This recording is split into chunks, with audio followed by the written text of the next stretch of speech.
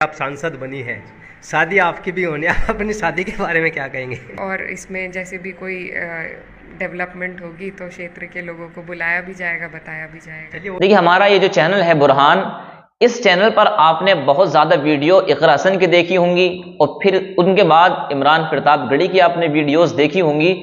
एक और ऐसी वीडियो जो लोग इस वक्त चर्चा कर रहे हैं, पिछले भी कुछ वीडियोस वायरल हुई थी इमरान प्रतापगढ़ी और सांसद इकरा हसन की, लोग दोनों का रिश्ता जोड़ते हुए नजर आ रहे थे। लोगों का कहना यह था कि इमरान प्रतापगढ़ी सांसद इकरा हसन से जो है वो निकाह करने वाले हैं, वो शादी करने वाले हैं। तो इस मामले की क्या सच्चाई है, क्या हकीकत है, वो आप लोगों की बातों में ना आकर के दोनों की ही जबानी आप सुन लीजिए। एक छोटी सी क्लिप इमरान प्रतापगढ़ी की देखना, उसके बाद में एक छोटी सी क्लिप, एक इंटरव्यू आप सांसद इकरा हसन का देखना। जो हकीकत है वो आपको पता लग जाएगी और जो झूठी बातें हैं वो आप उससे रूबरू हो जाएंगे। चलिए मुकम्मल इंटरव्यू को आप एक मर्तबा जरूर समाअत कीजिए। दुनिया भर के लोगों में एक सवाल है 3 लोगों के ताल्लुक से, राहुल गांधी, सलमान खान और इमरान प्रतापगढ़ी, आखिर शादी क्यों नहीं कर रहे? देखिए भाई, उन दोनों से सवाल तो जायज बनता है। उनकी उम्र तो लगभग 50 के आसपास पहुंच गई। मैं तो अभी 32-33 साल का होने वाला हूँ, तो मुझमें तो अभी मतलब मेरे और उनके बीच में 17 साल का फर्क है। तो मुझे भी बहुत सारा वक्त है। मैं तो ये सोचता हूँ कि लोग मुझसे सवाल करें कि इमरान साहब आप मेंबर ऑफ पार्लियामेंट कब बन रहे हैं, इमरान साहब हुकूमत कब बन रही है और आप उसमें जो है वो सेंट्रल मिनिस्टर कब बन रहे हैं, आप कुछ बहुत तालीम पे कोई बहुत बड़ा काम कब कर रहे हैं। मुझे हैरत है कि लोग ज्यादा सवाल ये पूछते हैं कि आप शादी कब कर रहे हैं। वो भी कर लूंगा भाई, वो भी जिंदगी का एक हिस्सा है, उसे भी कर ही लूंगा, मजबूर होकर के कर लूंगा लोगों के दबाव। कहते हैं कि वक्त का जो मोल समझता है, वक्त उसे अनमोल बना देता है। आज मैं जिस शख्सियत के पास बैठा हूँ वो किसी परिचय की मोहताज नहीं है। पश्चिम उत्तर प्रदेश की बात की जाए तो 2024 के लोकसभा चुनाव में कैराना सा एक चेहरा उभर कर सामने आया था, नाम है इकरा हसन। उन्हीं से आज हम रूबरू हो रहे हैं, क्योंकि 2024 के लोकसभा चुनाव के बाद गठबंधन ने काफ़ी हद तक जीत हासिल की है। हालांकि सरकार तो बनी है एनडीए की, लेकिन फिर भी बात की जाए पक्ष और विपक्ष की तो कहीं ना कहीं विपक्ष बहुत बड़ी जीत के साथ सामने आया है।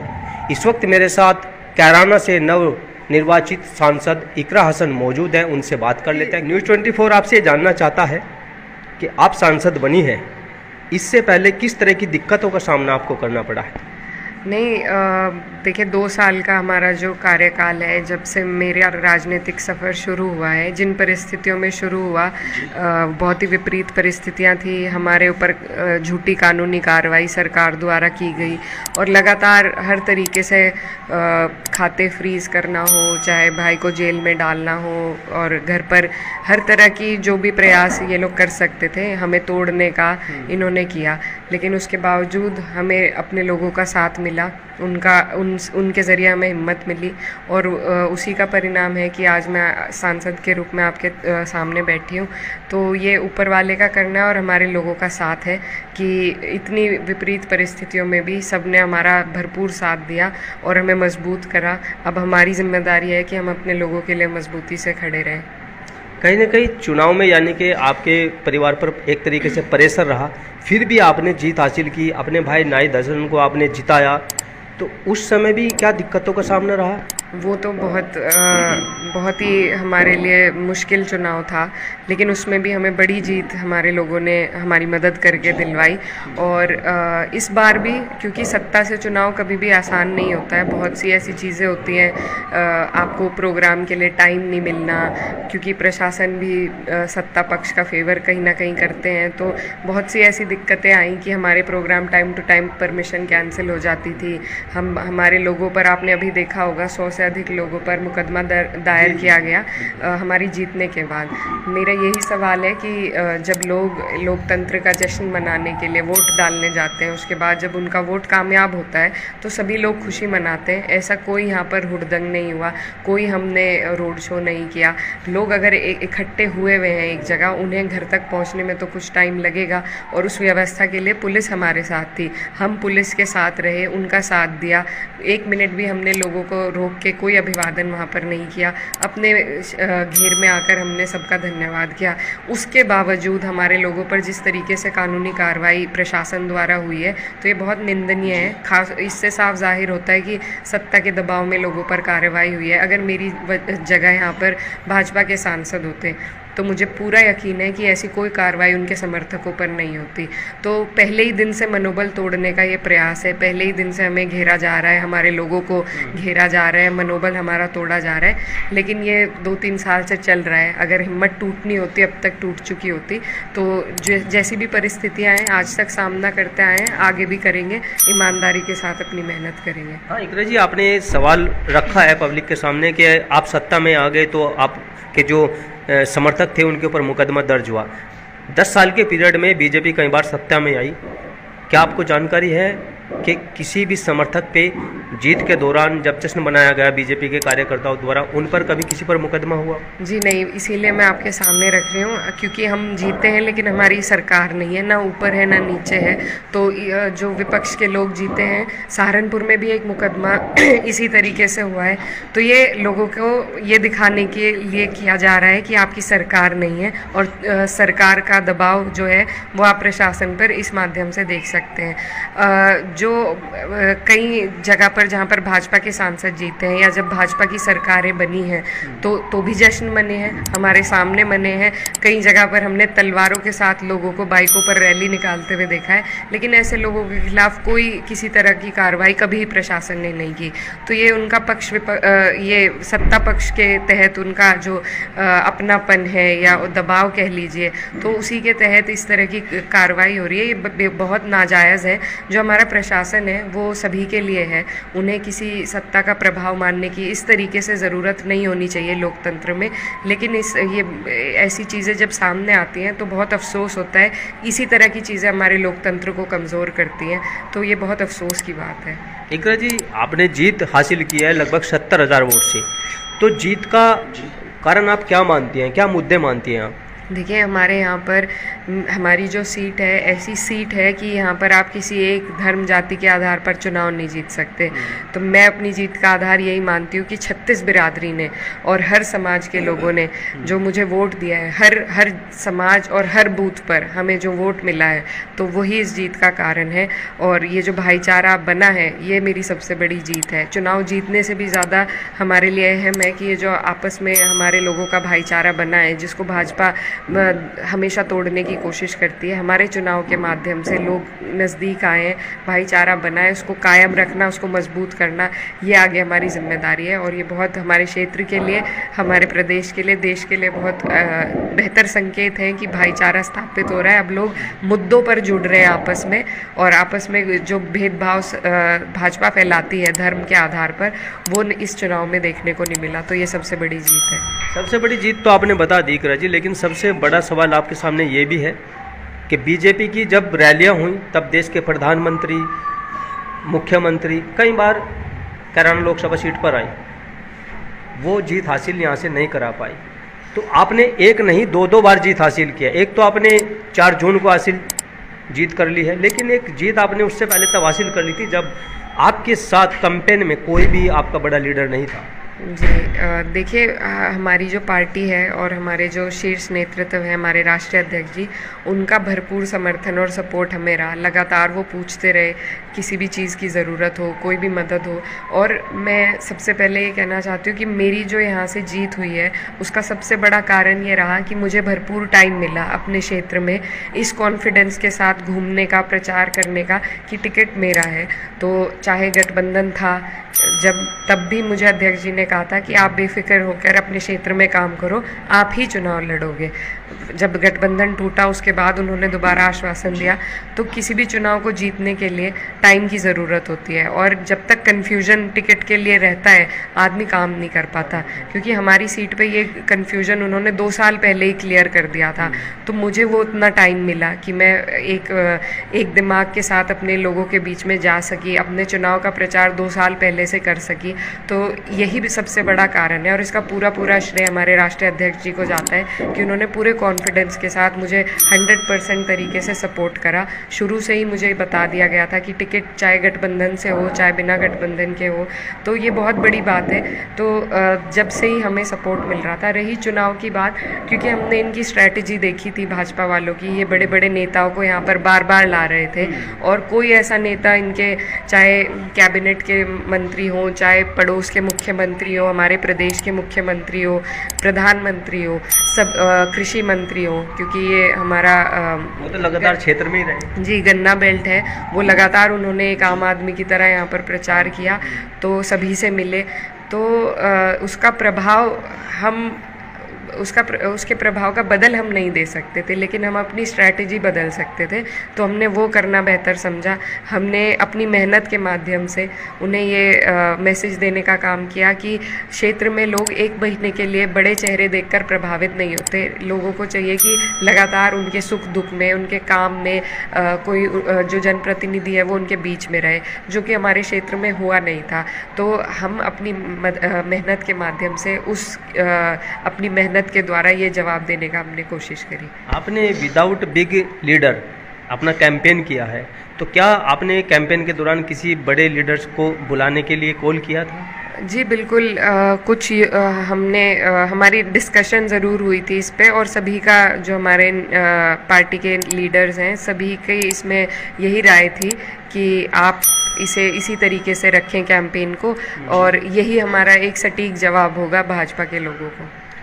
हमने बात की ग्राउंड पे जाकर के, काफ़ी लोगों का ये कहना था कि इकरा पढ़ी लिखी है। वाकई में आप पढ़े लिखे हैं क्योंकि आपने लंदन से पढ़ाई की है, लेकिन पढ़ाई शायद आप पीएचडी करना चाहते थे, क्या वो सपना पूरा हुआ आपका? जी नहीं, मैंने मास्टर्स की है, पीएचडी का मेरा इरादा था, उससे पहले मुझे वापस आना पड़ा। तो और उसके बाद से मैं लगातार राजनीति में सक्रिय हूँ, तो पीएचडी मैं कर नहीं पाई। हालांकि मेरा प्रपोज़ल वगैरह सब तैयार था, एडमिशन भी हो ही गया था। मेरा इरादा है आगे मौका मिलेगा तो ज़रूर करेंगे। अभी तो जिम्मेदारी बड़ी है, अभी तो शायद टाइम निकलना मुश्किल रहे, लेकिन ज़िंदगी में अगर मौका मिला तो ज़रूर ये सपना मैं पूरा करना चाहूँगी। अच्छा इकरा जी, ये कैंपेन में आपको एक कमी ज़रूर खली होगी, वो आपके फादर रहे हैं, क्योंकि राजनीतिक की बात की जाए तो मेन मुद्दा फादर का अगर साथ मिलता तो मज़ा ही कुछ और होता। जी बिल्कुल, देखिए ये जो हमारा क्षेत्र है, ये उन्होंने अपनी प्यार, अपनी मेहनत, अपने खून पसीने से यहाँ पर सींचा है और अपने लोगों का काम किया है, इतना कि आज भी 15 साल हो गए उन्हें हमारे बीच से गए हुए, लेकिन आज भी लोग उन्हें याद करते हैं। तो कोई खूबी उनमें ज़रूर रही होगी जिसको लोग भुला नहीं पाते। तो मुझे बहुत अच्छा लगता है जब मैं लोगों के बीच में जाती हूँ और मेरे वालिद का जिक्र होता है, उनके किस्से सुनने को मुझे मिलते हैं, और काफ़ी सीख मुझे जितनी उनके साथ रहकर नहीं नसीब हो पाई, लोगों के बीच में उनकी बातें सुनने से होती है। तो मेरा यही प्रयास है कि उनकी ये जो राजनीति का उन्होंने जो यहाँ पर जोत जलाई थी, उसको मैं जला कर रखूँ, उनके नक्शे कदम पर चलकर उनके कामों को, और जिस तरीके से वो हमारे लोगों को जोड़ के रखते थे, उसी तरीके से मैं भी उनका नाम को आगे बढ़ाऊँ। और बिल्कुल उनकी कमी ज़रूर महसूस हुई, अगर वो होते तो परिस्थितियाँ बहुत अलग होती, तो बहुत आसान शायद हमारे लिए रहता, लेकिन आज वो नहीं है। तो भी हमारी यही कोशिश है कि उनका नाम हम काम के माध्यम से चलाए रखें, ज़िंदा रखें, और उनके नाम को आगे बढ़ाते रहें। आगे आने वाले विधानसभा चुनाव में कुछ समय बाद होंगे, आपको क्या लगता है कि जो स्ट्रैटेजी अब आपने तैयार की है, जिसका आपको भरपूर सहयोग मिला है, तो आने वाले विधानसभा चुनाव तक आप उसे कैसे लीड करके चलेंगे? देखिए, ये जो परिणाम हैं ख़ास तौर पर हमारी पार्टी के लिए बहुत ही अच्छे परिणाम आए हैं और बहुत शानदार हमारी पार्टी ने प्रदर्शन किया है।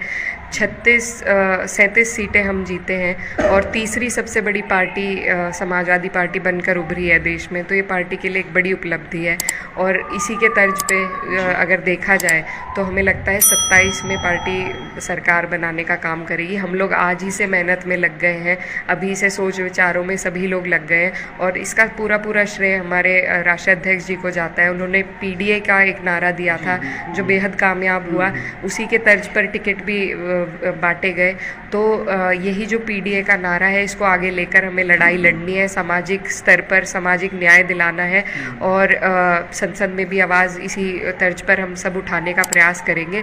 और आगे भी हम पीडीए के नारे के तहत ही हम चुनाव भी लड़ेंगे और मुझे पूरी उम्मीद है हम सरकार बनाएंगे। और मैं एक बात और बताना चाहती हूँ कि ये पार्टी ने जो इतनी सीटें कभी आज से पहले हमारी पार्टी जीती भी नहीं, तो ये बहुत बड़ी उपलब्धि हम सब के लिए है। और ये जो प्रोग्रेस पार्टी ने करी है, इसको सभी लोग मेहनत करके बरकरार रखेंगे और बढ़ाने का काम करेंगे।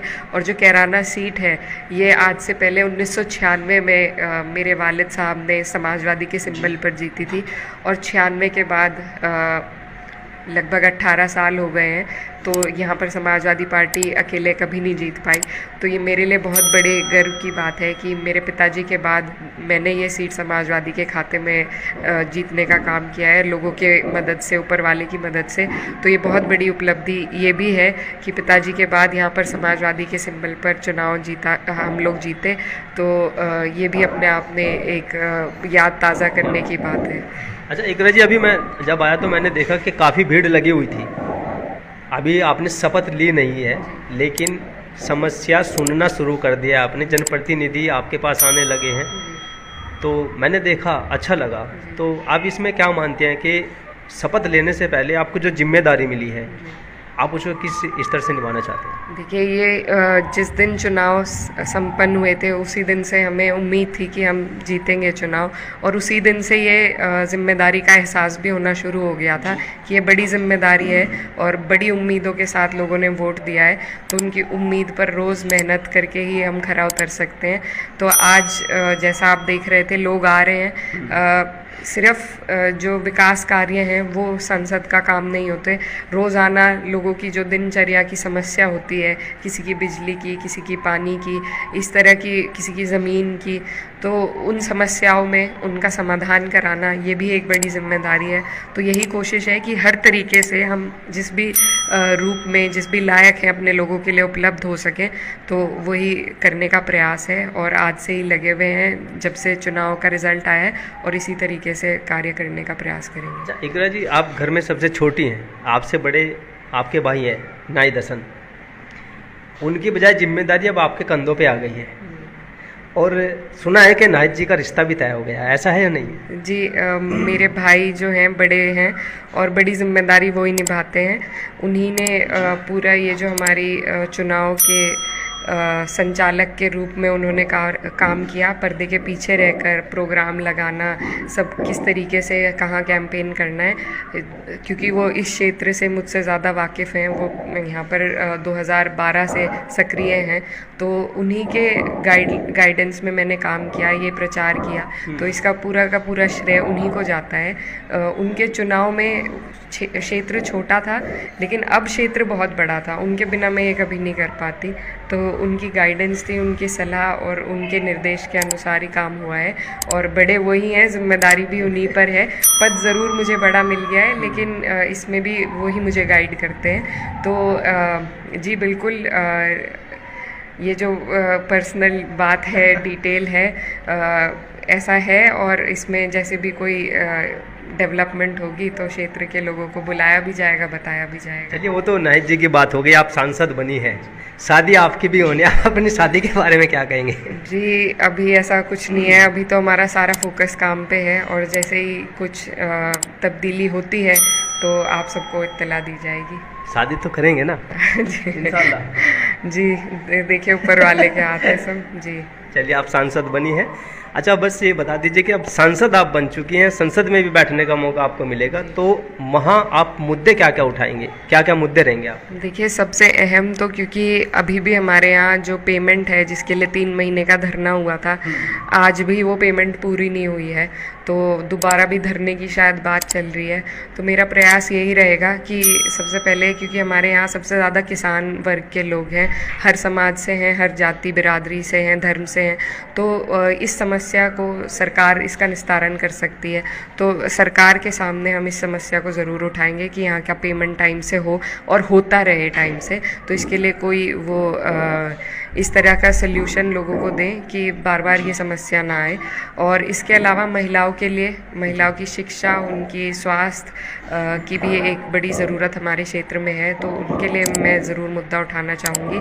और शिक्षा का अभाव पूरे क्षेत्र में है एक तरीके से, तो वो एक बड़ा मुद्दा हमारे लिए है। फिर यहाँ पर काफ़ी लोग जो वित्त विहीन शिक्षक हैं और जो नौकरियों पर जो लोग थे, जिनको अब उस तरीके से उनकी सैलरी भी नहीं मिल पा रही है, संविदा के जो शिक्षक थे उन्हें उनकी नौकरियों से हटाया जा रहा है, अस्थायी नौकरी से हटाया गया है, तो उनका भी एक मुद्दा है। मुझसे मिले थे वो लोग, तो उनके मुद्दे को भी उठाया जाएगा।